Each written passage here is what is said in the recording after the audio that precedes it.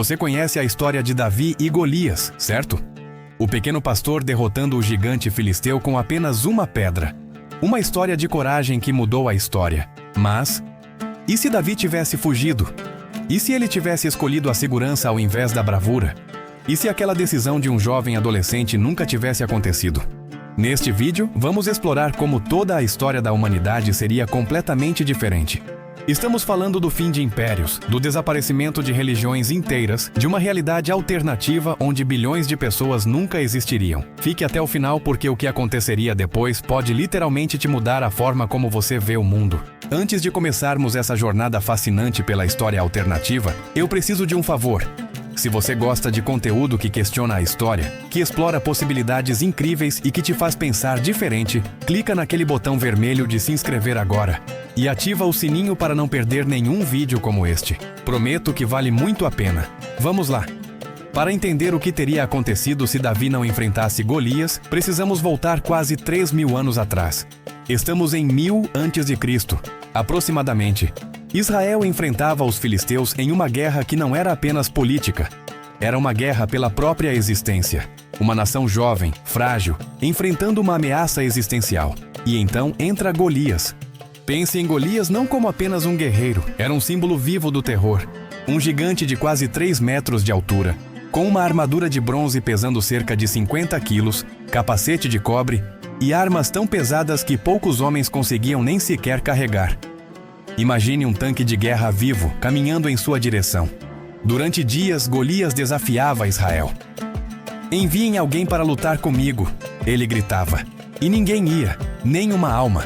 Os guerreiros de Saul, os homens treinados para a guerra, ficavam apavorados. O medo paralisa. O medo mata sonhos. O medo destrói civilizações. E então chega Davi, um garoto de 15 ou 16 anos. Um pastor. Seu trabalho era cuidar de ovelhas, não enfrentar gigantes. Ele nem deveria estar lá. Mas quando viu o que estava acontecendo, quando viu seu povo paralisado pelo medo, algo mudou dentro dele. Davi tinha fé, tinha coragem. Ou talvez tivesse apenas a ingenuidade da juventude. De qualquer forma, ele pegou sua funda, uma simples funda de pastor, e se colocou à frente daquele gigante. E quando lançou aquela pedra, não apenas matou um homem, ele destruiu o símbolo do medo que estava matando uma nação. Agora vamos imaginar um cenário diferente. Vamos congelar a história naquele momento. Davi vê Golias, sente o medo, ouve a multidão dizendo: "Você é louco, é apenas uma criança, você será esmagado." E Davi recua. Ele coloca sua funda no chão e volta para casa. O que acontece depois é uma cascata de eventos que muda tudo. Primeira consequência: o colapso militar e político de Israel. Sem o símbolo de esperança que Davi oferecia, sem aquela vitória improvável, o moral dos soldados de Saul despenca. Golias não é derrotado. Ele continua lá, aterrorizando, dia após dia. E cada dia que passa, mais pessoas acreditam que Israel não tem chance. Os filisteus, vendo a fraqueza e o desespero, não hesitam. Eles avançam, conquistam cidades, conquistam terras, conquistam poder. O reino de Israel, que estava apenas começando a se consolidar, pode nunca ter se tornado a potência regional que foi. O sonho de unidade das tribos desaparece quando ainda é apenas um sonho. Segunda consequência: Davi permanece um pastor anônimo. Davi nunca se torna rei.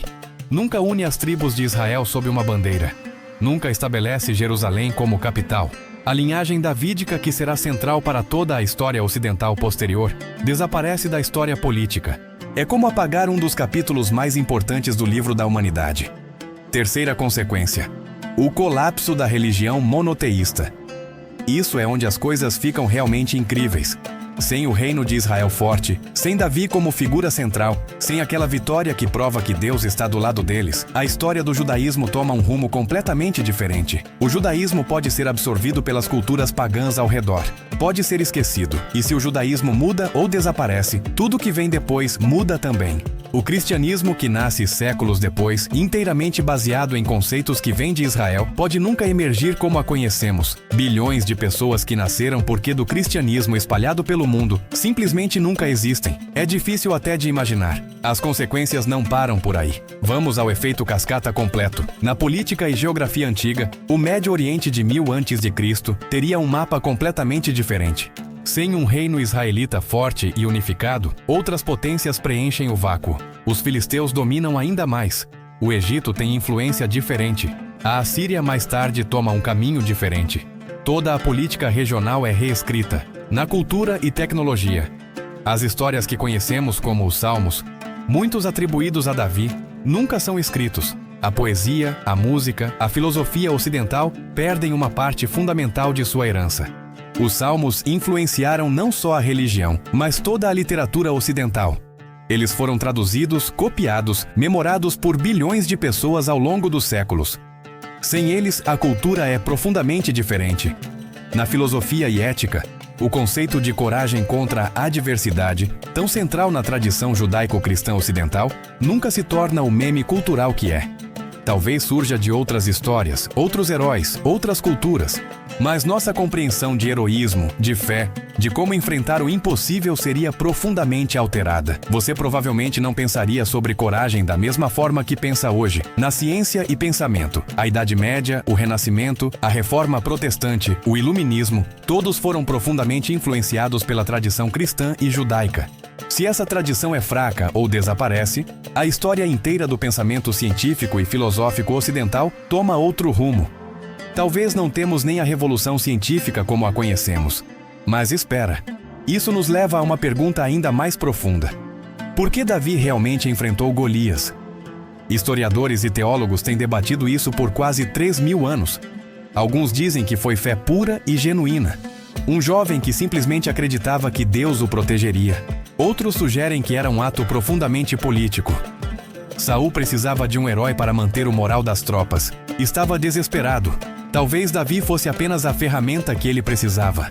Talvez fosse um jovem cheio de esperança e ingenuidade, sem entender realmente o perigo. Talvez fosse inevitável. Talvez em algum momento alguém teria que se levantar. A verdade é que existem momentos críticos na história. Momentos em que um indivíduo, uma decisão, uma ação, muda literalmente o curso de tudo que vem depois.